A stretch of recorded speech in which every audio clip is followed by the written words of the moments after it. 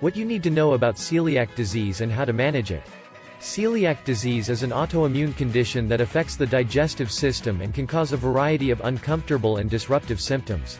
It is estimated to affect 1 in 100 people worldwide, but many of those affected may not even realize they have it.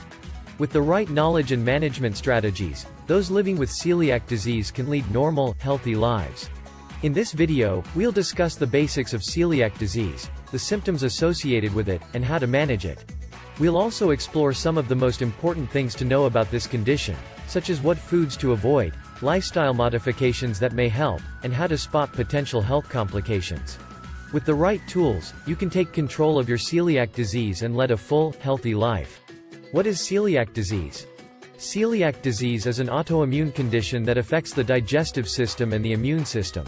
When someone with the condition eats foods containing gluten, they trigger an immune response that damages the lining of the small intestine, particularly the area that receives nutrients from the body. This leads to damage to both the small intestine and the potential for infection. The cause of celiac disease is not fully understood and there is no cure. Managing the condition and taking steps to prevent damage to the small intestine and to other areas of the body, such as the large intestine, can help to improve the symptoms and quality of life for those living with it.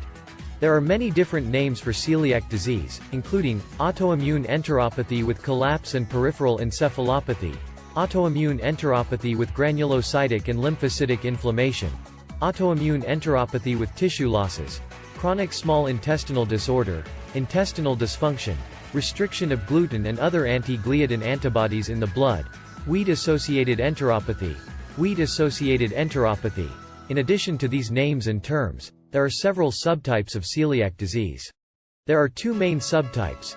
A and B. Subtype A is characterized by the presence of certain genetic lesions that are linked to more severe damage to the small intestine and an increased risk of developing certain complications, such as chronic diarrhea, iron deficiency anemia, and increased risk of certain cancers.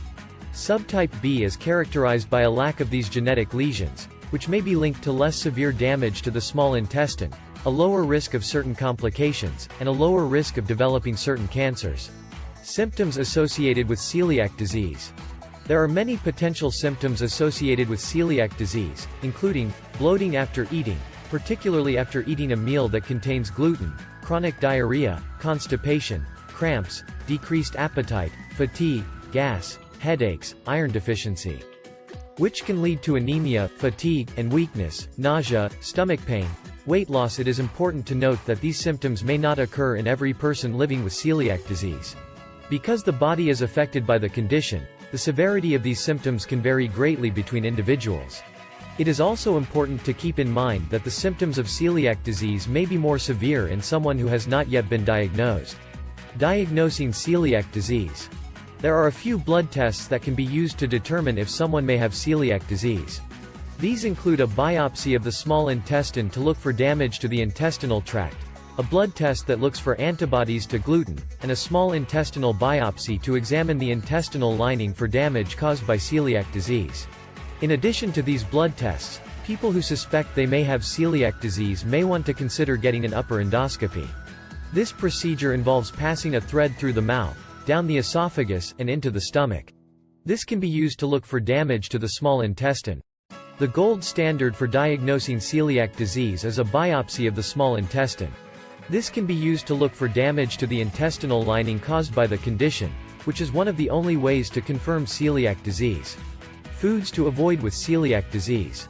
One of the most important things to know about celiac disease is that there are foods to avoid, including any food made with wheat, rye, barley, or any ingredient derived from these grains, including spelt, kamut, and farro.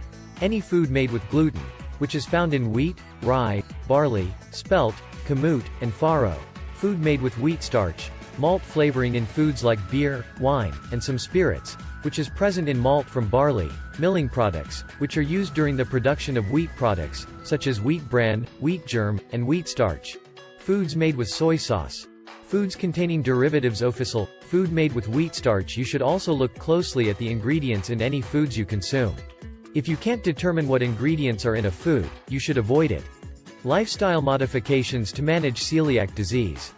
There are a number of lifestyle modifications that may help to manage celiac disease, including maintaining a healthy weight.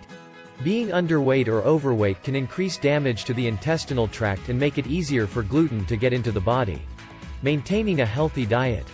A diet that is rich in fruits, vegetables, and fiber while low in fat and sugar can help to prevent damage to the intestinal tract and promote good gut bacteria. Avoiding alcohol. Alcohol can increase the damage to the small intestine and make it easier for gluten to get into the body. Avoiding caffeine. Caffeine may also increase the damage to the small intestine and make it easier for gluten to get into the body. Maintaining good hydration. Being properly hydrated can help protect the intestinal tract from damage and promote good gut bacteria.